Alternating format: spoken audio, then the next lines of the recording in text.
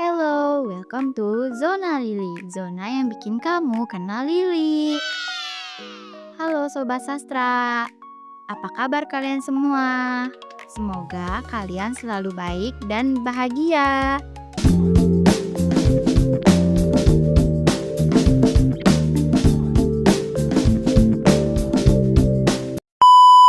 Aku Lili, dan malam ini kalian lagi dengerin Sastra Sejarah bareng sebelum tidur di Zona Lili. Kita bakal ngomongin hal-hal yang deket banget sama dunia sastra. Tapi santai, gak bakal bikin ngantuk kok. Dan malam ini aku gak sendirian loh. Udah hadir yang bareng aku di sini, teman sekelas aku sendiri. Ini juga penulis cerpen, skenario film, dan mahasiswa sastra Indonesia. Siapa lagi kalau bukan Aulia Oktaviani. Hai. Halo Aulia, Assalamualaikum, apa kabar? Waalaikumsalam, alhamdulillah, kabar baik banget nih Li. Seneng banget akhirnya bisa diajak ngobrol bareng di podcast ini. Aku juga seneng banget karena malam ini kita bakal ngobrolin topik super asik, sejarah prosa dan drama di Indonesia. Dan kita bakal sambungin ke karya-karya kamu sendiri, kayak cerpen Persahabatan Sejati, terus skenario film Zaidan. Itu tuh dua-duanya keren banget loh. Dua-duanya aku baca, itu tuh baper dan bikin aku sekaligus kagum gitu loh. Nah, kita mulai dari prosa dulu ya. Kita belajar bahwa prosa itu berkembang banget di masa ke masa. Mulai dari zaman Balai Pustaka, ke Pujangga Baru, ke Angkatan 45, sampai ke prosa kontemporer yang kayaknya lebih personal, penuh kisah sehari-hari. Oh ya, cerpen kamu tuh yang berjudul Persahabatan Sejati, itu kan personal banget ya, tentang pengalaman kamu sama sahabat-sahabat kamu. Bisa gak sih ceritain sedikit awal nulis cerpen itu tuh gimana? Boleh banget. Jadi cerpen itu tuh terinspirasi dari kehidupan aku sendiri. Waktu di pondok dulu, aku punya sahabat ceritanya 4 orang. Kita tuh kemana-mana berempat di sana. Kayak bener kemana-mana berempat deh dari sanawiyah SMP sampai SMA. Terus pas mendekati wisuda tuh, yang 2 orang ini tuh pindah ceritanya. Nah, aku tuh pengen banget mengabadikan cerita kita berempat itu biar kenangan itu tuh nggak hilang. Makanya aku tulis di cerpen yang judulnya tuh Persahabatan Sejati. Ih, sweet banget ya. Aku lagi ada bagian kalimat di cerpen tuh yang bikin aku bener-bener mewek gitu. Kayak yang sejauh apapun kami berpisah, jangan pernah lupakan kenangan yang sudah kita buat selama 5 tahun. Itu bener-bener kayak kita semua punya sahabat yang rasanya sayang banget gak sih kalau hilang gitu ya. Betul. Bener banget Kak. Itu tuh apalagi setelah kuliah makin susah gitu kan ketemu sama teman-teman zaman sekolah. Benar. Jadi cerpen itu tuh semacam pengingat kalau sahabat sejati tuh nggak akan pernah hilang meski terpisahkan oleh jarak gitu guys. Benar banget.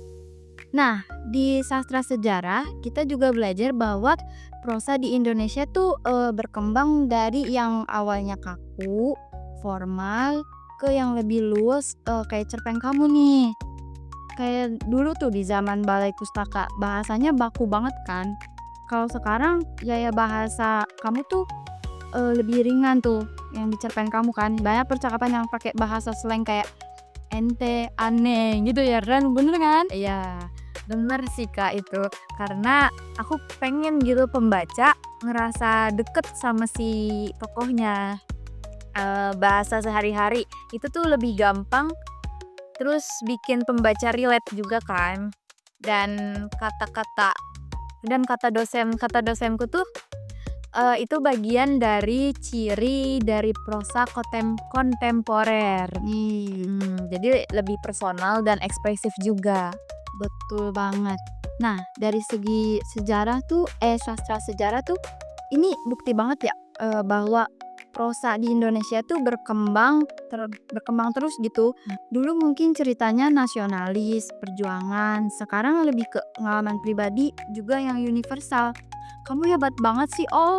Kasih loh, itu aku senang banget bisa dibilang kayak gitu sama kamu yang mungkin kamu juga sebagai mahasiswa yang pernah ya menulis. Dan langsung aja nih kita loncat ya ke genre selanjutnya, yaitu drama nih. Nah, Aulia ini kan juga nulis skenario film tuh yang berjudul Zaidan. Boleh nggak sih diceritain sedikit tentang film itu gitu? Boleh. Jadi kan si film ini kan si Zaidan ini itu kisah cinta antara santri sederhana namanya Zaidan sama Ning Fatimah. Ning Fatimah ini anak seorang kiai. Cinta mereka itu terhalang status sosial. Bisa dibilang kayak zaman sekarang apa sih, kesenjangan sosial ya. Betul banget gitu. Dan terhalang restu keluarga juga. Tapi akhirnya mereka berhasil gitu membuktikan kalau cinta sejati itu lebih penting daripada harta. Wih, keren banget. Dulu kan drama di Indonesia banyak dipenuhi seni yang perjuangan tradisional kayak lenong, ketoprak, sandiwara. Tapi makin kesini drama berkembang ke bentuk skenario film ya. Iya. Menurut kamu nih, nulis skenario film Zaidan tuh tantangannya apa sih? Tantangannya ada banget. Karena kan beda ya sama cerpen yang lebih bebas. Kalau skenario itu dia lebih detail. Ekspresi tokoh, settingnya, bahkan nada suaranya. Terus harus mikirin alur yang enak buat ditonton. Nggak cuma dibaca, tapi aku suka karena lewat film pesanku bisa lebih luas gitu diterima sama orang. Iya bener banget. Kamu tuh nulisnya bagus banget loh. Dialog-dialog Zaidan tuh dalam banget. Misalnya pas Fatimah bilang yang kata saya mencintai Zaidan. Dia sederhana tapi dia tulus dan berakhlak mulia. Itu tuh bikin merinding banget tuh kalimat itu tuh. Iya, kalimat itu emang merinding banget.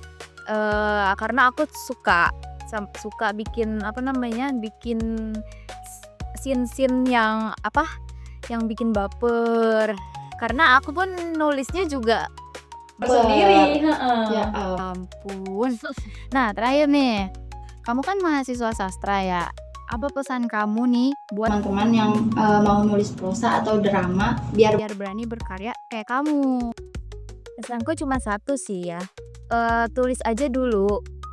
Jangan takut karya kita jelek. Tulis pengalamanmu, hal-hal kecil di sekitar kita. Karena sering banget tuh hal sederhana justru yang paling ngena. Benar. Dan kalau bisa sambungin sama nilai budaya kita. Karena sastra itu bukan cuma cerita, tapi juga cara kita nyimpan sejarah dan identitas bangsa. Masya Allah, luar biasa banget ya.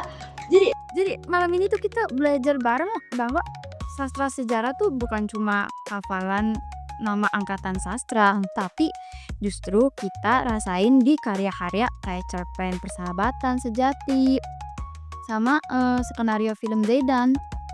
Oh ya, makasih banget ya udah mau hadir di podcast ini. Semoga makin banyak karya hebat yang bisa kamu hasilkan ya. Amin. Makasih banyak juga nih Li. Udah ngajak aku ngobrol, senang banget. Oke sahabat sastra, terima kasih udah nemenin kita sampai akhir. Jangan lupa malam ini sebelum tidur, coba kalian ingat sahabat kalian atau orang yang kalian sayangi.